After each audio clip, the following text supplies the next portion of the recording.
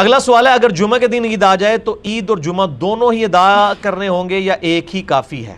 بالکل یہ ہوا ہے، پاکستان میں تو ہفتے والے دن عید تھی 16 جون 2018 کو، لیکن عرب ملکوں میں آپ کو پتہ ہے کہ ایک دن پہلے جمعے والے دن ہی عید آ گئی تھی۔ تو یہ صحیح سند کے ساتھ حدیث موجود ہے سنن ابی داؤد کے اندر کہ آپ صلی اللہ علیہ وآلہ وسلم نے فرمایا ایک دن جمعے کے دن عید آ گئی، تو آپ نے فرمایا جس نے عید کی نماز پڑھ لی ہے اب اسے اجازت ہے چاہے وہ جمعہ پڑھے یا نہ پڑھے۔ وہ چونکہ گاؤں ایریا میں جمعہ نہیں ہوتا تھا تو شہر میں لوگ آ کے جمعے کی نماز ادا کرتے تھے۔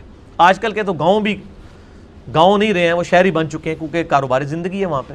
اب تو گاؤں میں بھی جمعہ درست ہے، پہلے بھی درست تھا، ایک الگ سے ٹاپک ہے، لیکن مسلمانوں کی اجتماعیت کے لیے کہا جاتا تھا شہر میں آ کے ادا کر۔ اب جو بندہ 8-10 کلومیٹر کا سفر کر کے آیا ہے اونٹ پہ بیٹھ کے، یا ایون آج کے دور میں بھی آئے اور پھر اس کو جمعے کے لیے دوبارہ شہر آنا پڑے، تو نبی علیہ السلام نے فرمایا کہ اب تم جاؤ تو جمعے کی نماز نہیں بلکہ ظہر کی نماز ادا کی جائے گی۔ یہ نہیں ہے کہ جمعہ فارغ ہوا تو ظہر بھی فارغ ہو گئی ہے، وہ 5 نمازیں پوری رہنی ہیں، کیونکہ عید کی نماز تو سنت ہے نا، سنت کی جیسے فرض نماز تو ختم نہیں ہو سکتی۔ جب جمعہ نہیں ہوگا تو آپ ظہر پڑھیں گے۔ جیسے بخاری میں حدیث ہے، ایک دن بارش ہوئی، عبداللہ ابن عباس کہتے ہیں نبی علیہ السلام نے اذان میں یہ چیز ایڈ کروائی، صلو فی الرحال، گھروں میں ہی نماز پڑھ لو۔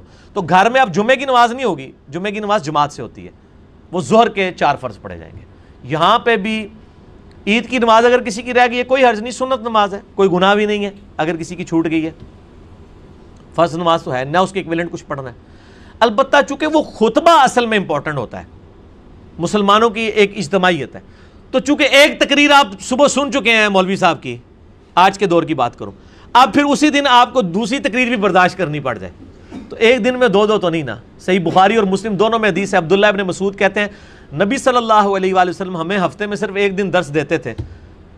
ان کو کسی نے کہا آپ روزانہ میں درس دیں، آپ بڑا اچھا درس دیتے ہیں، تو ابن مسعود نے کہا کہ نبی علیہ السلام بھی روزانہ درس نہیں دیتے تھے، ایک ہی دن دیتے تھے، اس لیے کہ ہم اکتا نہ جائیں۔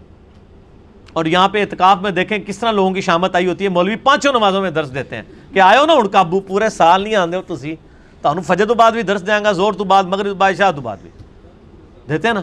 حالانکہ ہفتے میں ایک دن درس ہونا چاہیے، بس ہمارا بھی ایک دن ہوتا ہے، پہلے کبھی دوسرے دن نشست ہوتی تھی، ہم نے اب اس کو ایک دن پہ کر دیا ہے کئی سالوں سے الحمدللہ۔